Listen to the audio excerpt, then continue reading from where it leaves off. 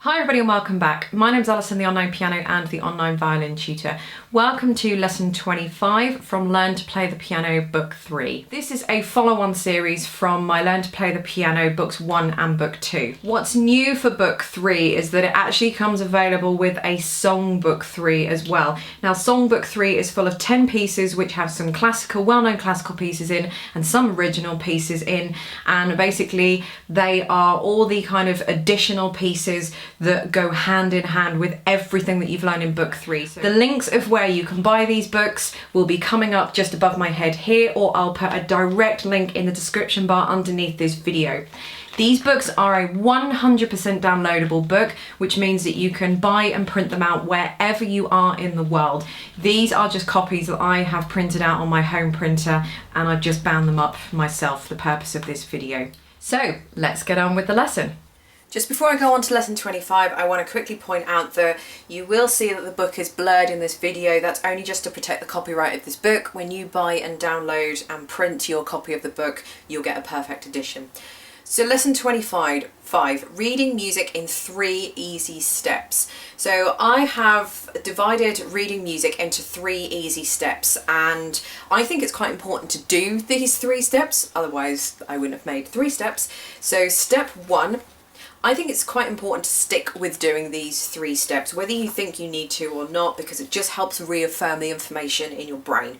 So step 1, writing the letters and using the mnemonics. So, I mean, when you've got your copy of the book, you can read what it says here, but step 1 is just writing in the letters and using the mnemonics. So what you want to do is grab yourself a piece of music. I do have a couple of examples just on page 12 that you can start to write the letters in. But you can grab any pieces of music that you've got. Obviously they don't have the letters already written in. You can make a photocopy of it and then you can write them in, and then you can get rid of that photocopy, or whatever you want to do. Write it in the book, completely up to you. But you want to write the letters in using the mnemonics. So if you go to page 11, I've written out your mnemonics that you've already got here. So instead of having to thumb all the way back through the book to find the appropriate pages, this is kind of like a pull-out page that you can rip out or print off multiple times so that you can have that sitting on your piano, or you can have it sitting next to you and you can kind of refer to it as you wish.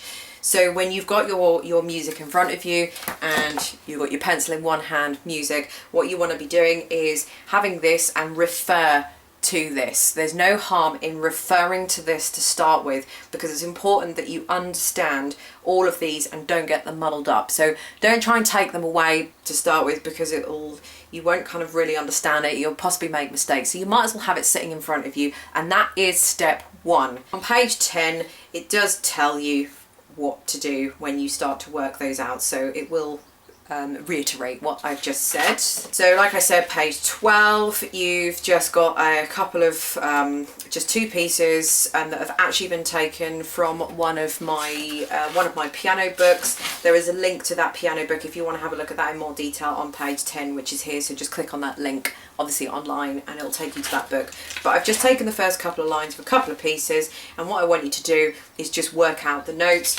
using this little printout part of the sheet. Have it sitting in front of you and work them out. So I've just given you these in case you don't have any other music at home, but music is readily available all over the internet anyway. And the answers to these are going to be in the back of the book, as it says, and I've just started the first few for you. Don't forget to make a note of the key signature. It's really, really important. Lost at C, you've got an F sharp. So if you come across an F anywhere, you must write F sharp. Your sharp is like the little hash sign. You must write that in, because if you went to play this and you didn't write the F sharp in, you wouldn't realise it was going to be F sharp, and you wouldn't play it as F sharp, and then you'd wonder why it wouldn't sound right. So it's very, very, very important that you look at the key signature and write those notes in accordingly. That's it for lesson 25. Lesson 26 is moving on to step 2. So I hope you enjoyed this lesson. Don't forget that the links of where to buy Learn to Play the Piano book 3 and the song book 3 will both be linked directly underneath this video. So thank you very much for watching, and I will see you in the next lesson.